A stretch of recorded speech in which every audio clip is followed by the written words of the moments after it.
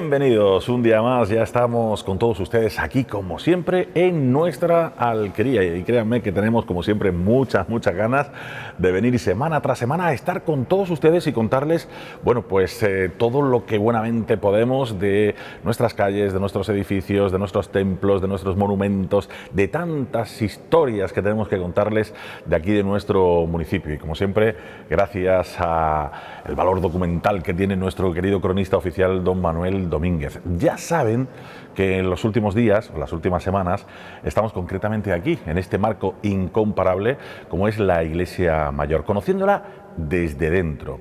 Y ya les contábamos algunas fechas, como es el 1510, cuando se empieza a construir concretamente este templo, 1514 cuando se finalizan las obras y por fin en 1515 es cuando se pone ya en funcionamiento, se pone a culto, ¿verdad?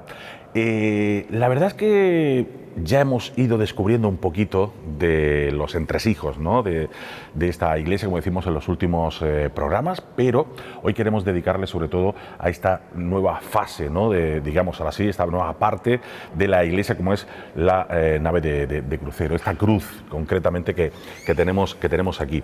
Pero antes de ello, don Manuel, yo cada vez que piso esta iglesia, cada vez que la veo desde fuera, estamos hablando de uno de los mejores monumentos que tenemos en Motril, quizá comparable al Cerro de la Virgen también, que es otro de los grandes, pero estamos hablando de uno de los más antiguos y que quizás todavía no hemos sabido poner en valor.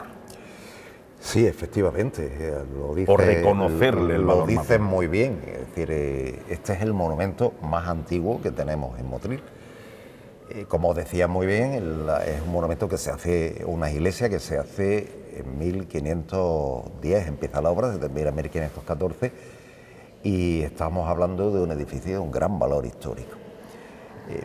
Pero no solo un gran valor histórico, sino también un gran valor patrimonial, es decir, la historia de los motrileños desde 1515 que se abre al culto la iglesia pasa por este templo. No solamente tiene un valor desde el punto de vista arquitectónico, artístico, histórico, sino además tiene un valor de las creencias de los motrileños, tiene una parte de ese patrimonio inmaterial que conforma la cultura y conforma el ser de una ciudad. Y eso lo tenemos aquí. Es decir, por aquí han pasado generaciones de motrileños, están enterrados generaciones de motrileños y las creencias de generaciones de motrileños de hace 500 años pues están personificadas en este magnífico edificio que, como decías, a lo mejor no estamos valorando bien porque quizás estamos muy acostumbrados a verlo. Está presente desde hace 500 años, por lo tanto, pero tiene un gigantesco valor arquitectónico, un gigantesco valor patrimonial desde ese punto de vista. No solo hablamos de una magnífica obra que realiza en la parte primera de 1514 y después la ampliación en el siglo XVII, estamos hablando del ser de Motril, es decir, de generaciones que han pasado por aquí. ¿Cuántas cosas habrán ocurrido aquí? ¿no? Desde peleas, pelearse por los sitios donde se sentaban, hasta los momentos más difíciles de la historia de Motril, terremotos, guerras, inundaciones, desastres, es decir, como epidemias y todo, han pasado por aquí. Aquí hemos tenido la Virgen de la Cabeza, el Nazareno, hemos tenido las creencias de nuestra ciudad, hemos tenido esos planteamientos que no están recogidos a lo mejor en ningunos libros de historia ni cosas así, pero forman parte del ser de Motril. Claro. Es decir, la epidemia de 1579 que mató a tantos miles de motrileños y bueno, aquí se desarrolló la ayuda divina que le pedían a la Virgen de la Cabeza, al Nazareno, que los librara de aquella terrible epidemia. Y podemos hablar de épocas de hielo donde se podía helar la caña y era la ruina de Motril, el hambre de Motril. Aquí estaba la Virgen de la Cabeza, la exponían a la Virgen de la Cabeza para ayudar a que los motrileños le rogaran para que aquel año no se murieran un montón de motrileños de hambre, ¿no? Claro. Es decir, indudablemente eso conforma. Y ese es este valor, evidentemente tiene un valor arquitectónico, un valor histórico, pero también tiene un valor patrimonial. de la cultura y del ser de Motril. Claro, sí, porque ha sido un refugio físico, por supuesto, en determinados momentos, pero también el refugio sentimental, ¿no? Como tú me estás comentando. Y además ha habido momentos, sobre todo en los principios, donde iglesia y política estamos muy fusionados, sí. Y tal, donde había que buscar también esta parte de refugio, ¿no? Como digo. Ha habido de todo. Esto ha servido hasta para tiroteos, ¿no? Es decir, hay una anécdota, una vez, un momento, estamos hablando del siglo XIX, donde entre partidarios de un alcalde y contrarios del alcalde se enfrentaron a tiros y unos se refugiaban en el ayuntamiento y otros se tiraban desde la iglesia mayor. Es que fue un tema de defensa. La iglesia mayor tuvo hasta cañones, es decir, que la torre de la vela tuvo hasta cañones, es decir, que aquí tenemos historia militar, historia política, historia social, historia religiosa, es decir, que historia arquitectónica, es decir, que tenemos un montón de elementos en esta iglesia que debemos aprender quizás a valorar y a cuidar más. Es decir, que eso parece que es una cosa muy... la tenemos aquí y parece que es la costumbre, pero el valorar este edificio, no solo como arquitectónico, sino como elemento patrimonial de ese patrimonio inmaterial que significa las creencias y las relaciones sociales y políticas y económicas, pues también se han desarrollado en este gran edificio que es la Iglesia Mayor. Y como decimos, ¿no? Como edificio tiene un gran valor, pero también con montones de historias. Es verdad que muchos motrileños dirán, bueno, ¿y cómo se puede poner en valor? O cómo podemos darle más valor, ¿no?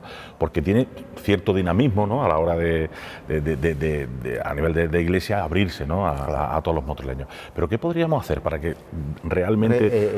El valor de entenderlo, ¿no? Es decir, yo muchas veces digo que muchas veces no se trata de que hagamos grandes cosas, se trata de que sepamos llevar a los ciudadanos motrileños la consideración de que merece la pena este edificio y que cuando hablemos de nuestra iglesia mayor entendamos que no es un edificio solamente desde el punto de vista religioso, ¿no? Es que no se trata de...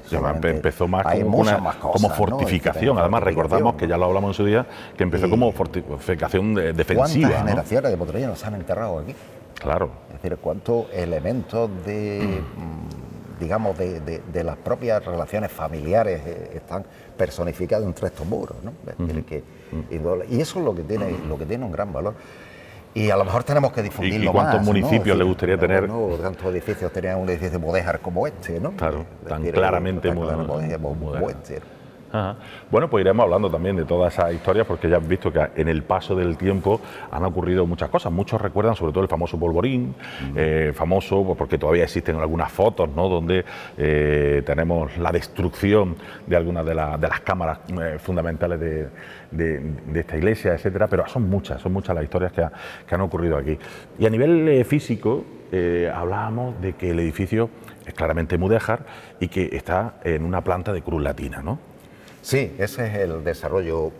El edificio tiene dos partes, ¿no? Dos partes que son elementos constructivos que se hacen en épocas distintas. La primera parte que ya hemos visto es la primera conformación arquitectónica de la iglesia. Es esa parte que se construye entre 1510 y 1514 y justamente cerraba aquí. Es decir, esta parte, la iglesia terminaba aquí. A ver, vamos a recordarlo, vamos a situarnos bien. Esta nave donde nosotros nos encontramos, la parte de la cruz, no estaría. Finalizaría aquí la iglesia. Crucero, claro, aquí finalizaría la iglesia. Ahí estaría el altar, ¿no? Ahí estaría el altar, que además estaba elevado, tenía 9 gradas, 9 escalones para subir al altar. O sea, mucho más alto, ¿no? Que lo tenemos. Que lo que tenemos hoy en este altar. Y no existiría estas columnas que tenemos aquí, estos pilares que tenemos aquí, sino que habría otra capilla apuntada, es decir, de arco apuntado como tenemos aquí, que sería la nave de crucero original, que estaba muy poco desarrollada. Más pequeña, ¿no? Pequeña, o sea, más corta, ¿no? Y más corta, no se abría tanto hacia los extremos, y sería la iglesia original. Ese cerraría aquí.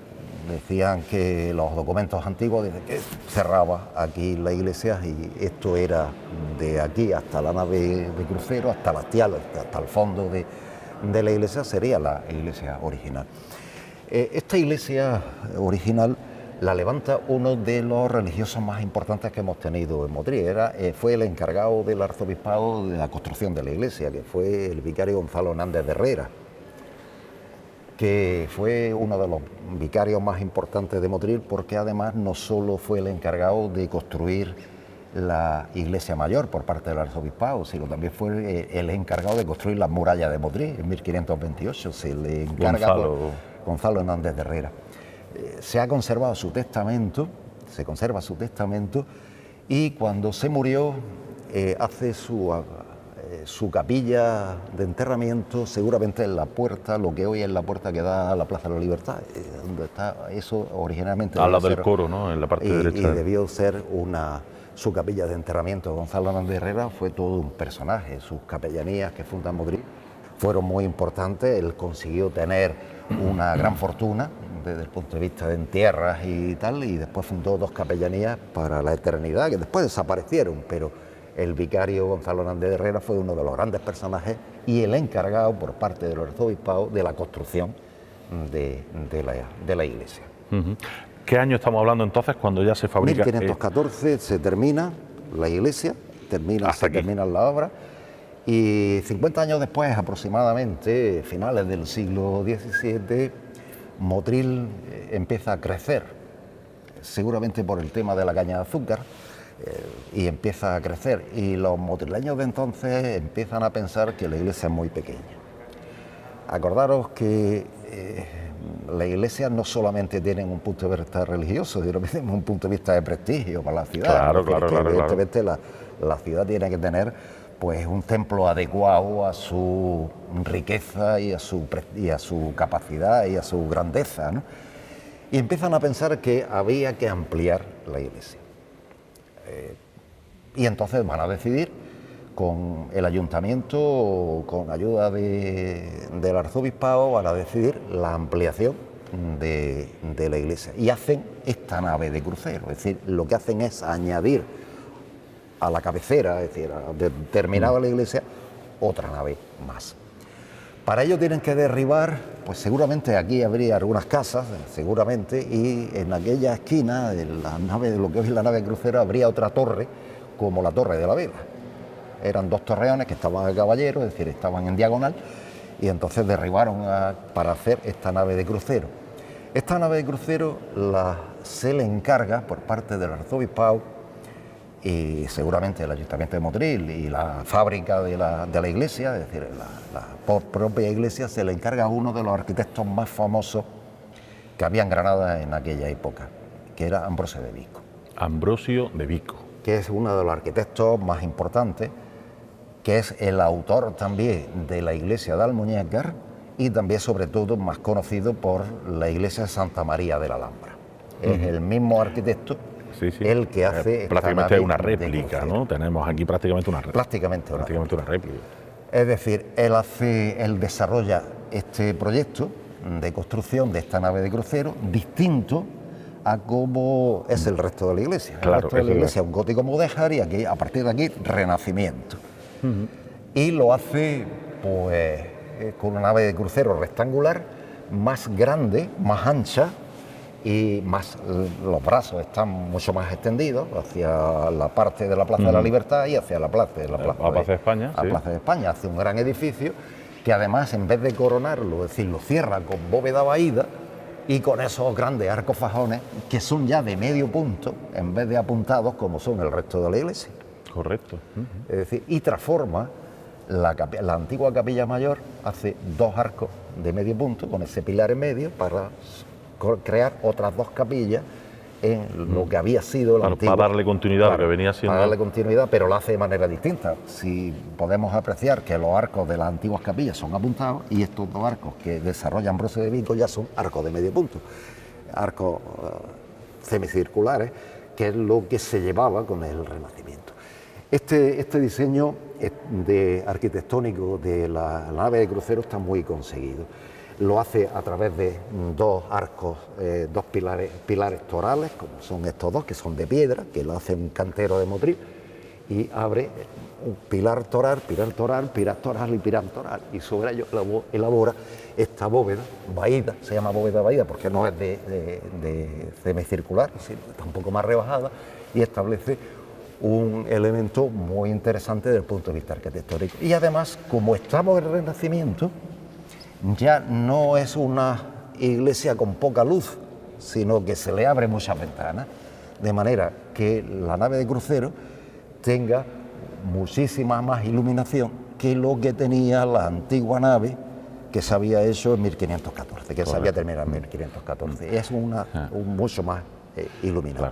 Claro. Es cierto que se nota una gran diferencia en cuanto al diseño, como decimos, de mudéjar al Renacimiento, aunque se le intenta dar un poquito de continuidad con la cornisa, de Vico, etcétera, y le da una continuidad a la idea de no romper demasiado. Lo hace con su estilo, es decir, un estilo de su época. Ya no se elaboran arcos fajones de arco apuntado, las capillas no son apuntadas, son de arco de medio punto. La nave es una nave de salón con arcos fajones que sí que están resaltados y con esa magnífica cúpula de vaída. Y evidentemente elabora pues un modelo renacentista que se parece mucho a la capilla mayor también de Santa María de la Alhambra o de Almuñécar, ¿no? Es decir, que hace pues, y elabora 4 capillas laterales nuevas que sirven de enterramiento, que las compra gente para enterrarse. Las capillas tienen su bóveda subterránea, y en el muro terminal elabora un gran arco para poner un retablo y 2 capillas laterales, y en el otro lado una capilla que no tiene profundidad, y la sacristía. Y hace debajo una bóveda para los canónigos, debajo de la sacristía. Es decir, es que aquí Ambrosio de Vico hace una magnífica obra arquitectónica que elabora magníficamente bien y que desarrolla en un estilo pues que tiene pues, un modelo distinto a lo que se había hecho en la parte gótica anterior o gótica mudéjar anterior. Aquí tenemos una nave renacentista.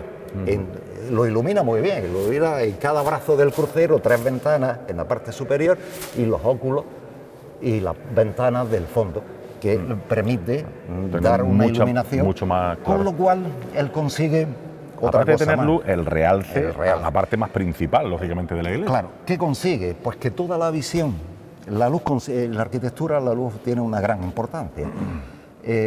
Consigue que toda la visión desde la nave de la iglesia, de los pies de la iglesia, se centre en el crucero, que es lo más iluminado. Claro.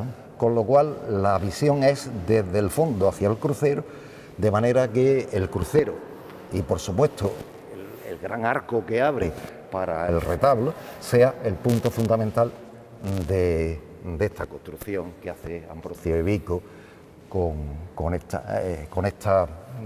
este nuevo modelo renacentista. Hace un altar, una ara del altar que estaba más sobreelevada que lo que tenemos hoy, la rodea de una rejería que hoy no está, y también hoy tenemos 3 escalones, pero seguramente antiguamente debió tener sobre 6 escalones. Y el altar mayor, a lo mejor no tan alto como el anterior, no, pero el anterior tenía 9 y este un poco más bajo, pero se parece muchísimo a Santa María de la Alhambra. Es decir, se parecería muchísimo a Santa María. Después, a principios del siglo XXI, ha sido rebajado y se le ha quitado la rejería, rompiendo el proyecto original de Ambrosio de Vico. El altar mayor se hace un magnífico retablo, ya en el siglo XVIII lo hace Jerónimo de la Cárcel, y fue una magnífica obra retablística del barroco. Se perdió también en la Guerra Civil, en el acontecimiento de la Guerra Civil, fue desmontado y quemado, y nos podemos imaginar un gran retablo de madera aquí, ¿no? Claro. Con los santos y coronado por un crucificado que seguramente era el Cristo de Guájar, un crucificado en la parte de arriba, ¿no? Por desgracia lo perdimos, igual que mayor parte de los ornamentos de la iglesia se perdieron en la época de la Guerra Civil. Se ha conservado el gran arco de embocadura del retablo, es decir, nos podemos imaginar un retablo de aquí hasta arriba, hasta termina el arco, impresionante, debió ser impresionante. Se conservan fotos. Además que gigantesco, muy grande. Sí, en orden gigante, se conservan fotos, y las 2 capillas laterales. Pero las 2 capillas las tenemos adornadas de manera diferente, de manera ¿no? Con distinta. ladrillo visto. Es verdad que con la hojarasca que utiliza la decoración de yesería de la primera capilla y con ladrillo visto. Lo que no sabemos es que si se perdió la decoración de la entrada a las capillas, hoy no la tenemos igual, porque en 1938 esta nave crucero voló. el famoso polvorín que tú habías citado, explota el polvorín que las tropas nacionales habían usado la crista de la capilla de los Dolores para guardar, las municiones, y aquello explotó y voló toda la nave de crucero. Pero la reconstrucción se hizo bastante bien, y usando incluso los propios materiales de derribo. Es decir, que hoy prácticamente estamos viendo la misma nave, aunque sufriera daños con el polvorín, la misma nave que con sus mismos materiales, con los mismos materiales que diseñó Ambrosio de Vico en 1620, que es cuando se termina de hacer esta obra de la nave de crucero. Con ello la iglesia alcanza su mayor extensión. Es decir, es verdad que después se le añade naves laterales, pero este es el diseño en cruz latina. Es verdad que no tiene la cabecera muy desarrollada, porque seguramente tampoco tendría mucho sitio, ¿no? Es decir, la parte de atrás, el callejón de la sacristía o la calle de la sacristía, tampoco tendría mucho sitio. El caso es que hace una nave crucero bastante bien desarrollada desde el punto de vista arquitectónico, que tiene un gran valor desde el punto de vista arquitectónico. Posteriormente, en cada brazo de la nave de crucero se amplía. En el siglo XVIII, a mediados del siglo XVIII, el cardenal Belluga desarrolla en este lateral de la nave de crucero la capilla de los Dolores, que todavía vemos la embocadura. Ahí está el arco de embocadura que daría entrada a la capilla de los Dolores, que hoy no existe, se perdió durante el polvorín y no se reconstruyó. Esa capilla de los Dolores también es de un arquitecto importante, que es José de Bada, que es un arquitecto muy importante español del siglo XVIII, y la desarrolla en la mejor capilla que seguramente tuvo la iglesia mayor en época del cardenal Belluga. El cardenal Belluga era pues muy devoto de la Virgen de los Dolores y elabora pues un modelo trayéndose reliquias y santos y imágenes y cuadros de Italia. Incluso en la base del retablo de la capilla de Dolores había un romano, un mártir conservado con vestido de romano y tal, que el cardenal Belluga mandó de las catacumbas de Roma, y lo pusieron aquí. Y en el otro lado la cofradía del Nazareno elabora también otra capilla, es decir, de manera que de alguna manera tuviera continuidad. Es decir, por un lado la capilla de Dolores y por el otro lado la capilla del Nazareno, que también se ha conservado la embocadura del arco de la entrada a la capilla del Nazareno, también del siglo XVIII. Los Dolores y Nazareno, sí, entonces, ¿no? Que también se cayó con el tema del polvorín y tampoco fue reconstruida. Es decir, que le faltan dos capillas importantes con un retablo que también era muy interesante, porque el retablo italiano que el cardenal Belluga mandó desde Roma, que curiosamente era más grande, cuando llegaron a montarlo aquí no cabía y tuvieron que cortarlo, pero el retablo era italiano, y el retablo del Nazareno, de los Dolores, y el de Nazareno lo hizo Rejano, que era también otro retablista español, otro escultor retablista español, también del siglo XVIII. Y en cambio que decíamos que era de madera, como solía ser, gran retablo. Luego se sustituye por de mármol rojo, ¿no? De piedra de mármol. No era así, esta es la última reconstrucción. Esta ya es la última, ¿no? Esta es la última reconstrucción del siglo XXI. O sea, hubo una antes. Hubo uno antes, muy parecido a estaba con este magnífico cuadro en la parte superior, y aquel cuadro de Boca Negra, aquel Buen Pastor, también estaba en la parte superior. Estaban dos cuadros, el cuadro estaba más bajo, el de la Anunciación de la Virgen estaba más bajo, y lo coronaba el retablo de Buen Pastor, que estaba en la parte superior. A principios del siglo XX se modificó, se le dio, era un retablo de tipo dorado y tal, y se le pintado, esto es obra, no es madera. Más tipo pan de oro de ese, ¿no? Sí, estaba pintado, dorado y tal, y a principios del siglo XX del siglo XXI se le dio otra configuración. Se quitó el retablo Buen Pastor, se subió hacia arriba el cuadro de la Anunciación, y se remata con una cruz central, con un frontón partido y una cruz central. Es un retablo pues muy típico de las reconstrucciones que se hacen después de la guerra. Es decir, es un retablo que ya no se hacen retablos, ya no es la época de hacer retablos al estilo barroco ni nada por el estilo. Perdimos un gran retablo desde el punto de vista artístico. Este no tiene mayor retablística, es un retablo que está enmarcado por unas columnas de orden gigante, de tipo toscano y tal, y poco más, no tiene mucho desarrollo. Y sí que hay que hablar de la pintura. Es lo que te iba a comentar. cuadro. Estamos viendo una serie de cuadros, ya no solo estos dos, sino estamos viendo algunos más. Imagino que son cuadros también de un cierto valor también Sí, patrimonial e aquellos dos histórico. no sabemos, aquellos dos vinieron del arzobispado, de la curia, y no sabemos absolutamente, pero este sí se sabe porque está en el inventario de la iglesia, que es de José de la María, Anunciación, el ¿no? de la Anunciación, que es de José María Arango y está fechado en 1816. Sobre este cuadro, Francisco Posada Chinchilla hizo un magnífico artículo contando la historia de este cuadro. Este cuadro viene de la Cartuja de Sevilla y se pone aquí después de la guerra, cuando se reconstruye el crucero y hay que hacer un retablo. Este cuadro viene de la Cartuja de Sevilla y se pone aquí. Es un cuadro que está muy bien hecho. Arango es un gran pintor, un pintor del principio del siglo XIX, y tiene mucha obra en Sevilla. Y este cuadro incluso estuvo en una exposición internacional antes de ponerse aquí. Ajá. Es curioso. Y ya digo que Francisco Posada Chinchilla hizo y publicó en los cuadernos de arte de la Universidad de Granada un magnífico artículo estudiando este cuadro y la historia, la procedencia de este cuadro. Se sabía de quién era por el inventario de la iglesia, pero ahora conocemos perfectamente cuál es, gracias al artículo de Francisco Posadas, conocemos perfectamente de dónde viene este cuadro, que no lo sabíamos. Es un cuadro muy típico de la pintura sevillana del 19, imitando un poco a los modelos de pintura del barroco.